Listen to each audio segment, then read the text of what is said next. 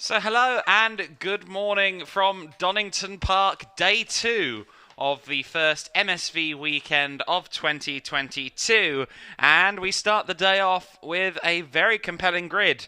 The Sports 2000 Historic Championship, separated from the Durotex for the first time in a long time this year in the first couple of rounds of the season, and as you can see, very strongly supported here at Donington. They kick off our morning. We're going to go racing with these cars in just a moment, so let's talk you through the grid. It's John Harmer in the 27 on pole position.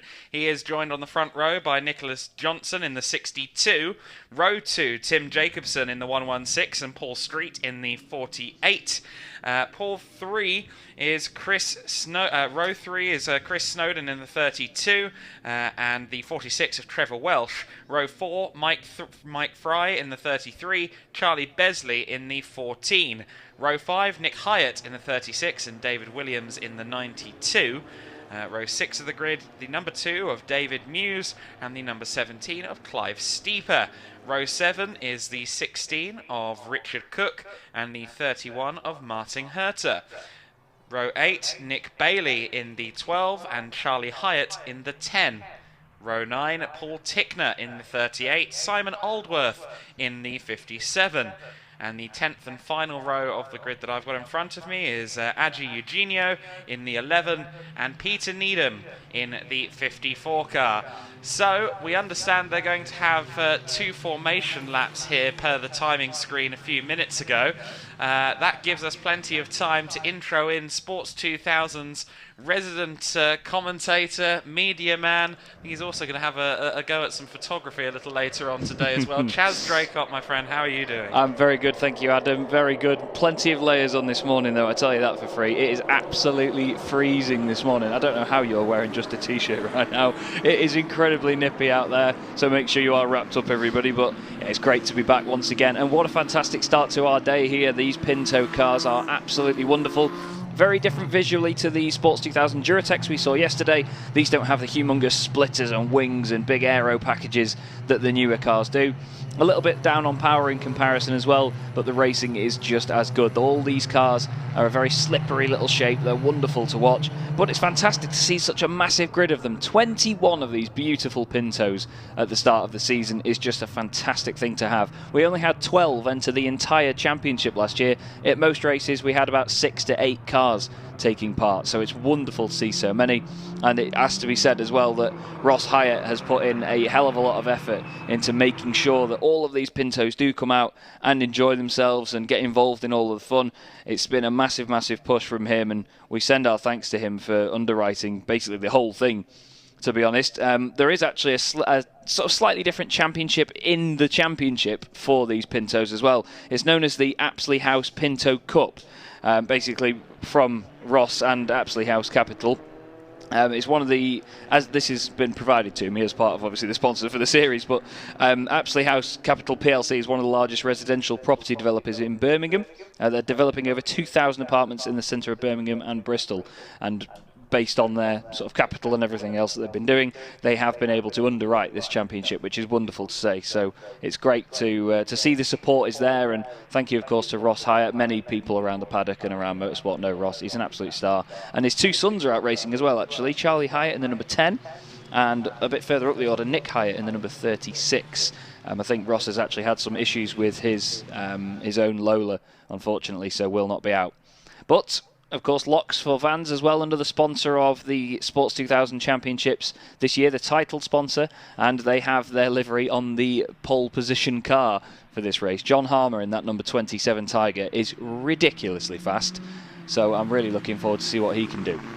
It does seem that they have a habit of picking good drivers to put their livery on. They do. Between Tom in the Durotex and pole sitter here, they've done very well indeed. So John Harmer repping the colours on that number 27 car, and we are just a few moments away from getting started. 2 formation laps, just making sure tyres are up to temp, cars are up to temp, and certainly is chilly today, I'll grant you that. Despite being in a t-shirt, I will acknowledge the fact that it is less than warm out there. I actually had a couple of flakes of snow on me on the walk from Castle Donington to here, so it was. It's mad. Yes. Some of these cars were struggling to fire up earlier. It's that cold. These are a lot older engines, the Pintos. They've been reworked time and time again. But yeah, they're not modern day engines, let's say. I'm interested to see how Tim Jacobson in the Shrike P16 gets on as well. I was watching that car on the brakes in qualifying yesterday into turn 1, and it was scraping along the floor like mad. It looks like something out of Star Wars, like it's just floating along the surface. You couldn't see the wheels underneath the car. It was fantastic. It's the red car on the left-hand side there. The body is really low down. It's like the arches were an afterthought. Yeah, very true. Some of these cars in the older facets of Sports 2000 racing really do look incredible. Yeah, that 116 in particular. An amazing looking machine, the Shrike P16. The cars lining up now on the grid in 2x2 staggered formation. Means we're just a few moments away from getting started. Your front row, I remind you, the 27 of John Harmer and the 62 of Nicholas Johnson. Harmer on the inside there in the 27 car, the bronze and black you'll be familiar with from yesterday with Tom Stoughton in the Duratec class. Let's see what kind of performance John Harmer can get out of his car in a similar livery. The Tiger machine. We're about to get underway because the green flag is waved. Red lights will be on in just a moment and we will be underway. Red lights on. And we are underway. Good start from John Harmer. Really, really good start. Nicholas Johnson covers the inside line to hopefully hold on to second position. The 48 of Paul Street doing a good start there as well. Trying to go all the way around the outside. And I think he might have made it stick. Very good driving from Paul. Around. That's the number 2 of David Muse. You can't miss that car in a hurry, but the massive, massive yellow machine, the Shrike P15, is off the road. Again, look, you can't see the wheels. It's like something of Robot Wars. But down to the old hairpin, Paul Street already putting Johnson under pressure, and that's good for John Harmer. Pete Needham's had a fantastic start. Look there in the number 54 machine. He had a catastrophic fuel leak in that Van Diemen yesterday, poured loads of fuel all over the paddock, and with the price of fuel at the minute, that's not a great thing to do. But to be honest with you, that's a wonderful start by Needham. He's had a really good getaway. There's Clive Steeper in the 17 on our screens, but look at that. John Harmer already streaking away at the front, but Paul Street right up behind Nick Johnson for second place in that number 62 car. He certainly wants to go chasing after the current race leader because Paul Street, one of the fastest guys in Pinto racing, him and that beautiful white Lola are very, very quick. But look behind even, there's more battles there. I believe that's Mike Fry in the 33 and Trevor Welsh. Yeah, lots of battling going on in the early stages here. Good start, as you said, from Needham. I do love the look of that Van Diemen. I also submit to you that that spinning number 2 car of Muse, if it's any Robot Wars, it's probably Wheelie Big Cheese from the early series. The 32 car going defensive there. That's just trying to find Chris Snowden. Chris Snowden. He was further up than I thought he was. Yes, in the 32 car. He started 5th and he's currently defending that 4th position at the moment. 48 just stalking Street. Kind of wrestling the car a bit under brakes into the old hairpin, and he's got a good run out of the old hairpin as well. Don't know whether he's going to be able to draw alongside by the time that they get to McLean's. I don't think it's quite going to work out yet. But that Lola definitely looking imposing. Very well turned out machine, and as you say, the driver matches the car. And a much older Lola as well in front of it. The 592S is an absolute wonder machine. It looks like a sort of old school Tiger with the closed wheel arches. Paul Street managed to get a nice run down the inside, but no, doesn't still have the overlap as they go down the straight. Boy, I still wish we had that Dunlop bridge there. That would look fantastic with Easter going underneath it. But the 2 Lolas are together and Paul Street throws it down the inside into the chicane, goes a little bit deep on the way in, but still gets it through the second apex. Lovely move by Paul Street. Great confidence in that car. You can see him now checking the mirrors just to see where Nick Johnson has gone. Nick's not going to take that line down. The car may look a lot less aggressive, but look at the run it's got down the straight. Fantastic legs on that thing. Snowden behind is just defending from Welsh, who nearly won the overall Pinto Championship last season. I believe he won the historic championship because they had sort of a championship within a championship. It was Ross and Nick Hyatt that won it last season, but it was incredibly competitive once again. But Paul Street now looks a bit more comfortable in second place, and he's going to try going chasing after John Harmer. But again, you see the back end stepping out on the brakes. With the lack of the rear wing on these cars, they really do dance around on the rear. Despite only having about 160 horsepower, they still really do have a lot of dancing to do. Paul Street looks so cool in that car right now, though, with the tinted visor and everything. Looks really determined. Well, look, Nick Johnson's chasing him down still, isn't he? He's not sort of disappeared, has he? No, and I mean, to your point, as he came into the chicane last time by, you can always tell in cars like this when the driver is fully in tune with their machine, knows exactly what's going on underneath them, and you can see that in spades from Paul Street there in the 48 car. He's just, in spite of, you know, the bucking and weaving, just a little bit under braking, he's obviously having to make corrections under the braking. But it doesn't faze him in the slightest. It's clearly almost second nature for him. Let's see if he can try and do anything about John Harmer, who still leads the race. The gap is 3.6 seconds. Harmer was slightly quicker on that last lap, though of course Street did have to dispatch Johnson just before the start of the lap, maybe compromised his run onto the main straight a lap ago. And this battle for fourth place looking very interesting, isn't it? Snowden there in P4. Jacobson with the fastest lap of the race. He's in sixth place. There you go, that 116 car we were talking about, the Strike P16. The Shrike P16, sorry, I should say. In Fine Fettle, the fastest car on circuit at the moment. It's absolutely phenomenal. I'm pretty sure that car in its lifetime would never pass a ride height check of any description. But look at that, down the inside of Trevor Welsh up to McLean's, a wonderful move. And suddenly Mike Fry wants to take advantage of that as well in his Tiger, looking down the inside of the Lola. There's Chris Snowden. He's actually sort of closed off the rear wheel arches slightly in this season for that Tiger. It looks fantastic for it as well. And he's always got a really sort of easily identified, really tall roll hoop on that car. It's a great looking machine. Chris knows exactly what he's doing, but look at the strike behind it. That splitter is on the floor the whole way down. It's almost like a ground effect car gone mad. Looks like it's sort of been vacuum formed to the floor, doesn't it? It's a brilliant looking machine. It goes like stink as well. And I'll tell you what, Jacobson, despite dropping a number of places at the start, he's making up for it now with this sort of mid-race pace. This is brilliant stuff to watch. Yeah, you get the feeling he's maybe going to make short work here of Chris Snowden. Snowden, a very, very competent defender, but the pace of that 116 seems undeniable right now. We have had a new fastest lap of the race, and it's from the 48 car of Street. Street has taken a second out of John Harmer's lead on that lap alone, as you can see at the bottom of your screen on the graphics there. But we continue to follow this battle for fourth place, because you get the feeling Jacobson is soon going to be into fourth place. He takes a look up the inside of McLean's, and unlike many drivers in other categories, he seems to like that overtaking place. However, a bit of rally crossing there for Snowden. He's trying to stick around the outside, and this is admirable stuff from Snowden. He's not giving up, he's not giving an inch as they continue the drag race down towards the Robert Chicane, Jazz. Yeah, fantastic battling from these two. Jacobson put it down the inside, ran a little bit wide and put Chris Snowden out on the dusty part just over the other side of the curb. But look at this defending from Snowden. He's trying everything he can, but in the end has to submit in the chicane, keeps it nice and safe. Now he's going to try and tuck back in, but that Shrike is going really well. He needs to be careful now, does Snowden, though, because behind him, look at the gaggle. You've got Trevor Welsh in the 46, Mike Fry in the 33, and then even behind them, David Williams in the number 92 car, that gorgeous Lola T492. It's running white wheels as well. Real guilty pleasure of mine. Great looking car. And then behind them as well, Charlie Besley, who, to be honest, looks incredibly tall in his number 14 machine. He's driving this weekend the Tiger SC82, white and red car, but he looks incredibly tall in that thing. He's almost as tall as the roll hoop. It's quite a funny little sort of viewing experience watching Charlie in the car, because you really see his body language and see the way he moves, but he's wheeling it well at the moment. Needham's up to 10th place after starting 20th. He's having a fantastic race so far, considering the circumstances in qualifying. But right now, Harmer doing a wonderful job. It was another fastest lap of the race from Paul Street, wasn't it, last time round? He really is taking chunks out. It's 2.1 seconds now, the gap. And when he first got into second place, it was 3.6.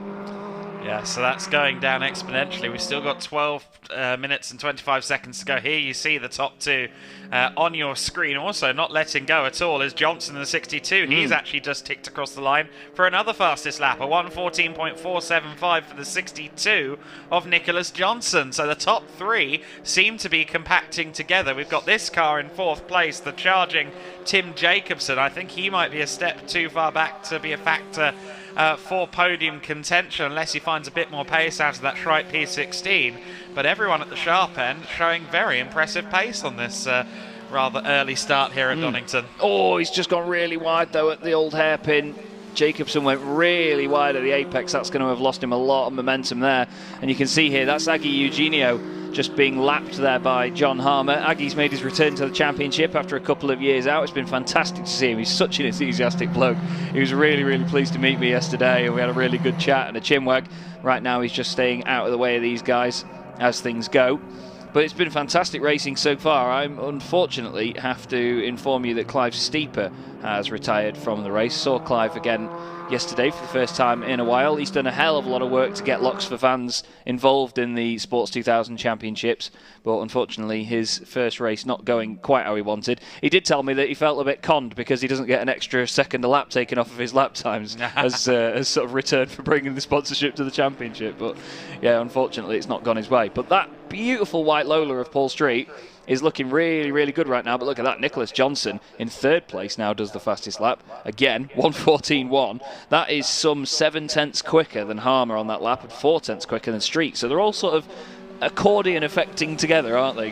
Compressing together, let's say. Yes, they're all going to meet in the middle on either side of Paul Street's head, I think, by the looks of it. The visor's going to be full of the 27 of John Harmer, and little will you know, perhaps, that Nicholas Johnson is buzzing around at the rear end of his car. I will say, you said the gap between the top two was 3.6 seconds when Street got through into P2. Across the line, it was less than 3 seconds between the three of them last time by, so they're definitely getting closer. And look at the gap now between Harmer and Street. That's not 1.4. I think that could be 0.4 as they come towards the Robert Chicane for the 8th time. Yeah, it looks like he's in slipstreaming range as well now because of the nature of these cars and how slippery they are. The slipstream effect is massive when you get close enough, and Paul Street in that beautiful, look how wide that Lola looks from the front as well. It curves around the sides as well as along the top as well. It's not perfectly straight down the sides, that Lola. It's great to look at, and it's certainly a slippery machine. Fantastic little quartet here. You can see Besley really, that helmet design and that lid looks really aggressive as he's chasing down Williams in the 92 car. He looks down the inside into Redgate. Mike Fry's had some sort of failure just in front of them. There was definitely something coming off the car there. Not sure if he just picked up a little bit of debris off the circuit or something, but there was a big lockup and definitely a piece of the car went flying there. But we look back at the 116 Shrike scraping its way around the circuit as it clips all of the floor everywhere. But it looks like Mike Fry's all right, actually. But someone that's not going to be all right now is John Harmer. He's going to be feeling the pressure from Street. Still 9 minutes to go, as you say, Adam. And the gap was 0.4 last time they crossed the line. You were right. What can I say? I know intervals. They head on to the exhibition straight now. I believe the two leaders, yes, indeed. And it's a very firm slipstream for Street as they head towards the Robert Chicane, and I somehow doubt he's going to be close enough for a move. He agrees, and Harmer continues to lead. But looking at the pace, looking at the form that Street seems to be on this morning, I don't know what he had for breakfast, but it's seemingly in his favour. Yeah. And I just wonder whether these two are going to fight hard enough that Nicholas Johnson may see an opportunity here in the next couple of laps. Yeah, Johnson's looking good right now as well. He's going quicker than the pair of them. He did a 1:14.3 last time round. Both of the other guys were over 1:15s, so he was at least 7/10 a lap quicker over the last couple of laps as well, actually. Street just seems to be really good on the brakes. John Harmer's car is very, very powerful. It's really, really quick in a straight line. We saw that at Snetterton last season. In greasy conditions, he was like 3 seconds a lap quicker than everybody. It was mental. But to be honest, Paul Street is so, so good on the brakes. He showed it earlier when he overtook Nick Johnson. So Harmer right now just needs to make sure he uses that power to get out of a range when Paul can have a go down the inside. It's great racing though, because when you see different cars like this that are in the same class, they're all around the same sort of performance. It's beautiful because they have their own characteristics and their own strengths and weaknesses, and we as commentators have to somehow fathom where it's all going to take place if there is an overtake. Yeah, absolutely. It's always good to see two equally good drivers into very different machines, and that's what we've got here. We've got three, and Street there. Oh, I don't think he will have wanted to go to the left of the 12 there, but he kind of had to. Compromised his run down the main straight towards Redgate. Street was not able to capitalise though, but look at, as you said, the brakes on the 48. That Lola very well hooked up when it comes to the corners and the braking zones prior to them. But to your point as well, Harmer Harmer with the power under his foot, doing a good job of planting it and staying ahead as they go through the craners, and Nicholas Johnson firmly involved with this one now. It's now going to be a matter of who will blink first, or who is going to be the first to pull the pin on a move. And of course Harmer's power means that coming up to McLean's here on this slight incline, it kind of puts him out of range of Paul Street, although not by much, as they're bumper to bumper to bumper in the top three. They just lapped as well the beautiful March 81S of Mr. Tickner, who is started 17th on the grid in Paul Tickner. He's up to 15th after a couple of retirements, so it's a very, very interesting looking car as well. Rather different than any other of these Pintos that you'll see, but a great fight between these guys. The number 12 that held them up before was Bailey's. Oh, Street looks down the inside. That was incredibly close to contact. I was convinced they were going to hit there, but look at that. Johnson now benefits from it. Street went down the inside. Harmer was having absolutely none of it. Said, not in your life, son. And then cut across. And now is Street going to try and go back down the inside of Johnson into Redgate? He is. He says, you may go past me in a straight line, son, but watch this. I want to try and have another go at that locks for Van's car. But now these two are fighting, Adam. That means John Harmer's going to be able to break away a bit more, and they've got to do all the work again. But Nick Johnson says, no, I want to overtake him first. Street says, no, I want to overtake him first. And Johnson goes back up into second. Street back down the inside of the old hairpin, though. Big send in the Lola. Lovely move. Fantastic stuff. And Johnson saw him coming, gave him the room. Brilliant racing once again. Epic stuff from these Pintos. Yeah, that was excellent between Street and Johnson there. Street with the better of it eventually, but that was a very brave move on Harmer at the Robert chicane, and I think both parties did quite well to not make contact there. That was very, very close indeed. They go past the number 31 of Martin Herter there as they go on to the back straight, formerly the exhibition straight, and Johnson having a look up the inside of Street. Now, will Street be able to use his brakes for defensive purposes? Yes, he does. Goodness me. He's in another league when it comes to the pedal on the left. Oh, it really is. It's absolutely fantastic on the brakes, that Lola. That was the best display of it that we've seen there. Yeah. You know, they were side by side coming into the braking zone. Johnson's car seems to be a little bit quicker in a straight line, but that was just unbelievable stopping power from Paul Street. I wouldn't like to go within about 100 feet of those brakes afterwards, because it'll probably give you a tan. But to be honest, he's using them very, very well. John Harmer is really, really happy, though, to be out in front like that at the moment, especially considering how close they were a couple of laps ago. Not far behind this, actually. Trevor Welsh has got past Mike Fry on the previous lap, so he's moved up into 6th position now. Pete Needham still rounds out the top 10.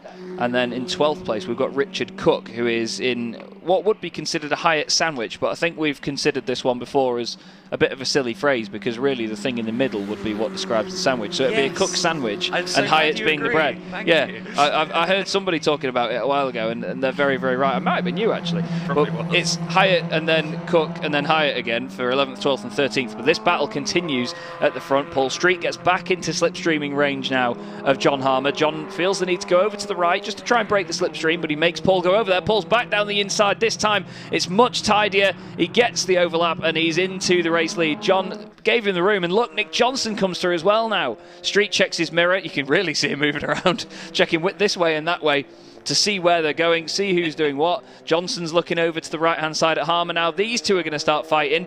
John suddenly now has a lot of work to do, because look how far ahead Paul Street can get on the brakes. It's fantastic. Yeah, that was quite something from Street. I had a feeling when he had that attempted move at Roberts 2 or 3 laps ago that we may not see him get to the back of Harmer again. I was the same. However, he's there. He's not just on the back of Harmer. He's well clear. And in fact, I think John has to worry more about Nicholas Johnson behind in the 62 now than he does imminently getting to Paul Street. However, I say that the run up towards McLean's once again benefits Harmer, and of course he's now going to have the benefit of slipstream as they run down towards the final Robert chicane. We know that car's powerful anyway relative to those around him, and maybe, just maybe, he can get himself close enough, if not at Roberts, maybe at Redgate. Certainly he's still within range. Yeah, definitely. I mean, you could see a big difference in the way that they just came up the sweeping left-handers towards McLean's, but every single lap Street can just do enough, like you say, at the Roberts chicane and then at Redgate, just to open up a few tenths on the brakes. But By the time they get down the straight, Harmer's back with him, and look at that there, the slipstream really working. Harmer moves to the right-hand side, but Street is later on the brakes, manages to just carry the speed around the outside. That Lola really floats around the corners, doesn't it? It's a beautiful looking car, and it really does look stuck to the road. But Harmer now using that power down the hill as they go towards the Craner curves, backs out of it a little bit. There wasn't much of a gap down the inside there, and he's not going to be doing it on the brakes, that's for sure, but he needs to be so careful now. This is the unenviable position we spoke about yesterday, isn't it, Adam, where you're in the middle of two cars, trying to attack the one in front, but thinking about the consequences of having to defend from the car behind. It's a very fine balance, and feel like I should say as well, we only got less than 2 minutes left on the clock. This will be, I believe, our penultimate lap of the race. When they cross the line this time, it will be the start of the final lap, so we are very much in the closing stages of this race. It has flown by once again. Here we had great racing in the Duratex yesterday, and the Historics have kicked us off very well, these Pintos, for the Sunday morning. A little look to the inside from Harmer, but again the brakes on Paul Street just allowing him to almost shoot forward. It's almost as if in a racing game when you're on an online lobby and the connection goes a bit funny and the car leaps ahead a little bit. It is. It's exactly the same, and Harmer looking to the inside. There's some traffic that may prove helpful, but no, Street continues to hold the lead, and look at that, a 1:13.940. Looks like there's some bodywork rub on Nicholas Johnson as well, back in third place, or at least I hope that's bodywork. Harmer with a brave line through the Craners there, isn't going to be able to get alongside him as they go to the old hairpin, but he's very close behind Street, and we know the car is strong as they approach McLean's. Yeah, it's very powerful up that hill. He's going to move to the left-hand side. Not sure if that's going to be the favourable place to be, though. Is he going to cut back to the right? Doesn't look like he's got the overlap, though. Street goes past Richard Cook, who they've just put a lap on there. Harmer still tucked right up behind him as they come towards Coppice. This is going to be the last lap as well. Harmer looks down the inside. It's Coppice. Nothing quite doing there. Street manages to carry some good speed out of it.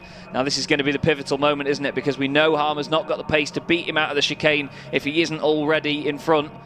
Let's just see what Street can do. He's put the car right in the middle of the road. John Harmer goes all the way over to the right. Is he going to try it on the brakes? He does, but there's not enough there. Street's going to try and carry the pace through. Wonderful stuff by Paul Street. Started fourth on the grid, but who's going to get second? Is Johnson going to beat Harmer across the line? It's going to be a dead heat. Street's over the moon, and no, he just doesn't do it. Harmer gets there. What was the gap between the two of them? Just over a tenth, Adam. Phenomenal stuff. Yeah, just over a tenth of a second, the finish line.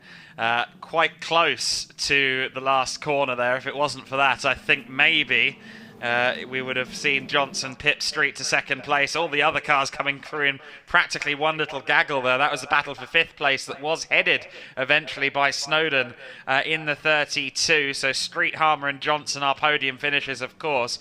Jacobson in the 116 car, Tim Jacobson, he eventually ended up quite a lonely fourth position. Snowden, as we said, he rounded off a big pack of cars for fifth, all the way down to about ninth position. They were all together in one pack for quite a lot of the race, and it was Snowden that eventually held on to fifth place. You see there a few of the other cars crossing the line. Good to see David Muse get back across the line after that spin at lap 1, turn 1. We saw him get lapped. Eventually he finishes 15th in the standings, but we see there the victory lap for the 48 for Paul Street in his wonderful Lola, and he will be the first man of the day to talk to Alan Hyde in just a few moments. You see him there waving to the marshals, to the Orange Army. Well, thanks to them as always, particularly on an early morning in this kind of conditions. It's certainly not an enviable place to be at the moment anywhere in Donington, whether you're on the spectator banks or the marshal posts. Actually, it's quite cold. I hope you brought your thermals. But certainly, I think the drivers will have been warmed up by that race in the Sports 2000s with the Pintos. And I believe I can see Alan Hyde standing by. He's got an appropriate number of layers on down there in pit lane. Yeah. And he will be speaking to Paul Street in just a second. I have 1,000 layers on, to be perfectly honest. Yes, and I found a nice warm hat as well. That's going to be the key.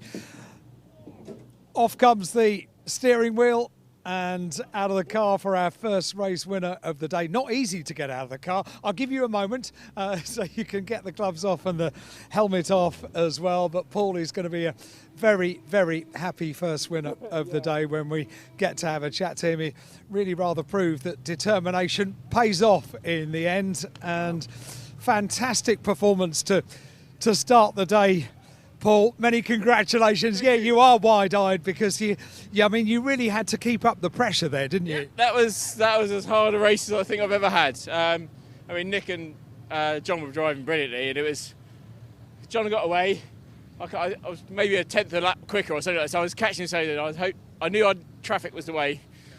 And then, of course, once I got by him, it was my problem with the traffic. And then he's come by me, then Nick's there, and thank God Nick was there as well to stop him getting back at me. So, yeah, that was keep concentrating, drive in the middle of the road, don't do anything silly.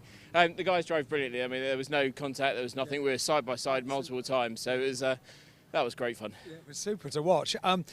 You, the car, or a combination of the both, exceptional on the brakes. Yeah, I probably had too much wine last night, bit of a brain fade with a hangover and just braking later. But no, it stops really well, it goes around the corners really well, and particularly into the chicane. I knew they couldn't get by me into the chicane because I was braking 20 yards later than everybody else was into there, which is where I got by them, I think. There were little bits where they're quicker, bits where I was quicker. It was just, you know where you're quickest, use that to your advantage. I used the chicane to my advantage. I'm sure you weren't looking in your mirrors, but across the line it was pretty tight for second and third. Oh, I couldn't see where they were. I was looking in my mirrors for once I got out of the whole race, really. Yeah, lucky I've got two nowadays. They usually fall apart, so I'm quite pleased they're working. Exceptional race. Many congratulations. First race winner of the day, Paul Street, about to get back into the car after he's had a celebration with the team and a nice embrace there before he gets himself sorted and takes the number 48 car back to Park Fairmay and to get ready in the paddock for another race later on today. That's our first race winner of the day here at Donington. Paul Street takes the win.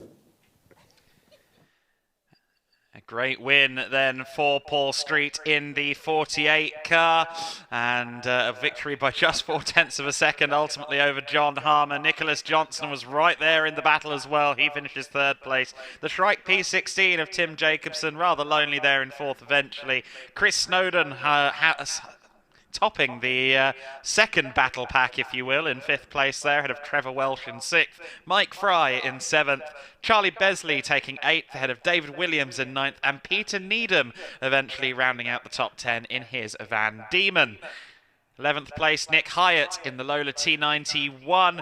He finished the last of the cars on the lead lap. Richard Cook was the first to go a lap down. Charlie Hyatt in 13th place. Martin Herter in 14th, ahead of David Muse in 15th place. Paul Tickner in 16th. Adji Eugenio in 17th. Nick Bailey didn't get to finish the race, nor did Simon Aldworth or Clive Steeper, ultimately here in the first race of the day for the Sports 2000 Historic Championship. We'll see more from Sports 2000's both Duratex and Historics a little bit later, which means we'll also hear from Chaz Draycott again a little later on here today on the stream and here at Donington Park. But we'll be back with you for the next race on our schedule, the 7 race series, in just a few seconds' time.